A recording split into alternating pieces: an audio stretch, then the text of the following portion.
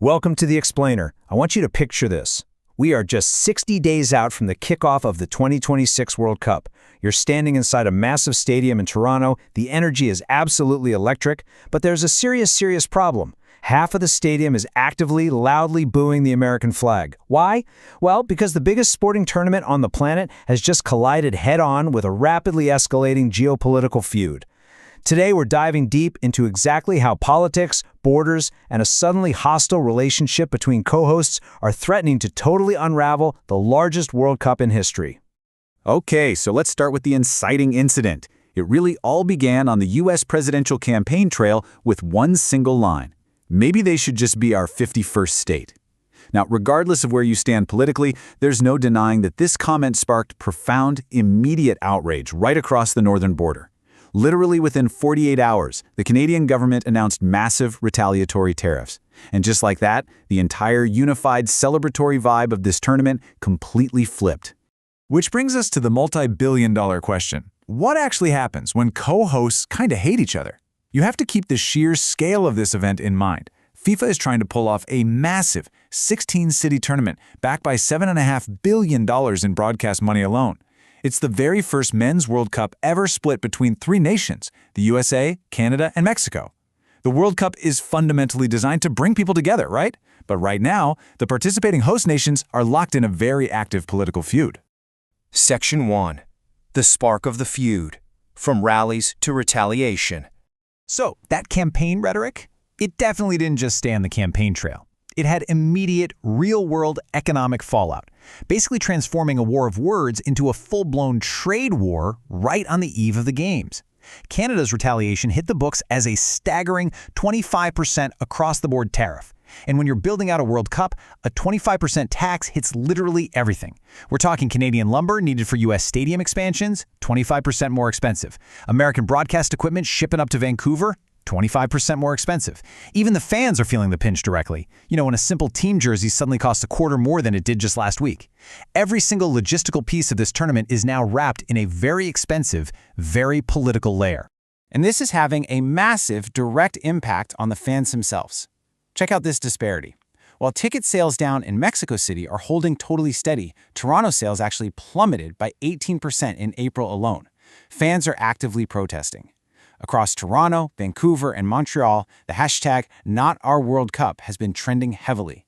The fans are explicitly saying they don't want to co-host with a neighbor they feel is bullying them. And they are doing what fans do best, voting with their wallets.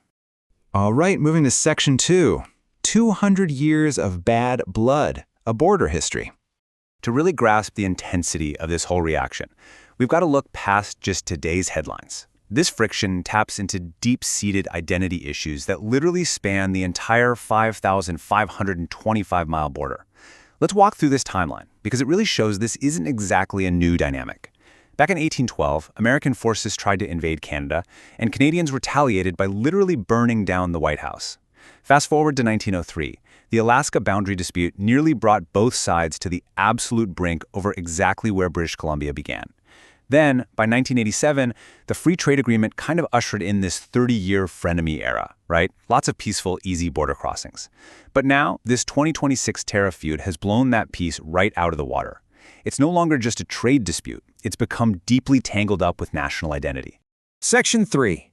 Economic and cultural clashes. Spectacle versus sport. Because of all this political tension, FIFA has inadvertently walked right into a logistical nightmare. And the polling data coming out of Canada right now is genuinely startling. These border cities that are suddenly harboring deep political resentments are somehow supposed to seamlessly share millions of tourists. But wait times for cross-border visas, they're suddenly up 40%. Imagine being a Canadian family, saving up for 2 whole years, driving down to a game in Seattle, and getting interrogated by border guards about why you're visiting the 51st state. That harsh reality is reflected directly in fan attitudes. 61% of Canadians now report feeling uncomfortable co-hosting with the U.S. And even worse for the organizers, 39% are saying they might just not watch the tournament at all. That's not just a bruised ego. That equates to roughly 14 million crucial viewers that FIFA and its broadcasters simply cannot afford to lose. And underlying all of this tension is a pretty massive cultural divide over what the World Cup should even be.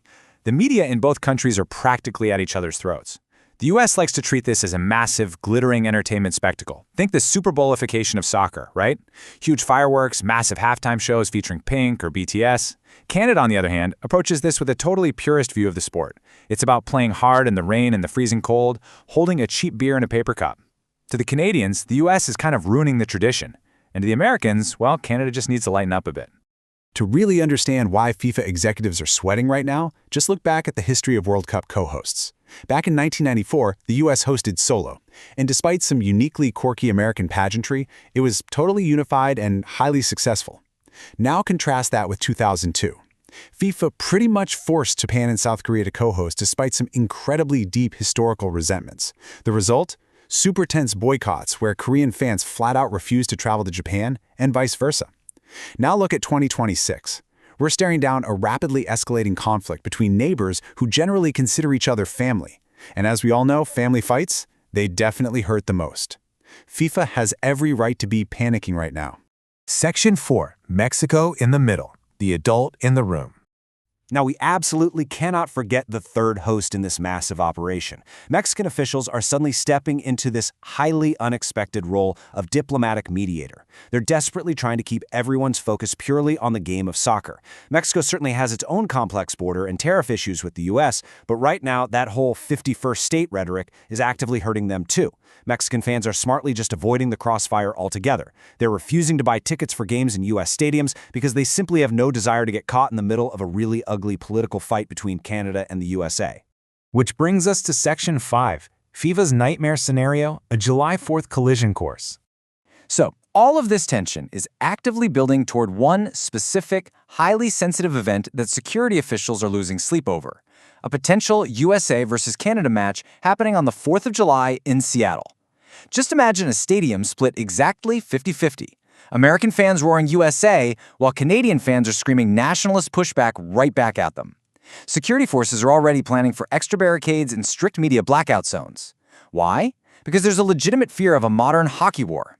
This heavily echoes the infamous 1989 soccer war between Honduras and El Salvador, which literally started over a World Cup qualifier. Once a stadium spirals into that kind of raw, unfiltered nationalist rage, it becomes completely beyond FIFA's ability to control. To stop this from blowing up, FIFA is currently executing a totally desperate three-pronged mitigation strategy. Step 1, money. They are quite literally trying to buy peace by promising an extra $50 million to Canada for grassroots soccer if they just keep things quiet. Step 2 is PR. They're rolling out these massive, flashy campaigns featuring beloved Canadian celebrities like Drake and Ryan Reynolds to shift the narrative and remind fans, hey, this is still your tournament. And step 3 is separation. Behind the scenes, they are quietly maneuvering to physically separate the fan bases, moving any potential USA versus Canada games far away from sensitive border cities like Toronto and Seattle to prevent any direct clashes. Which leaves us with this final, really pressing question. Can 90 minutes of soccer actually pause 200 years of politics? The US and Canada have fought over land, they fought over trade, and they fought over pride, but they have never fought at a World Cup. If they can somehow put this aside, 2026 is going to go down as the greatest diplomatic win in sports history. If they can't, it's going to be a massive global embarrassment. So what do you think? Are you team soccer over politics, or are you team boycott 2026? Let me know in the comments below, and be sure to subscribe for more deep dives as we continue to explain the wild forces shaping our world.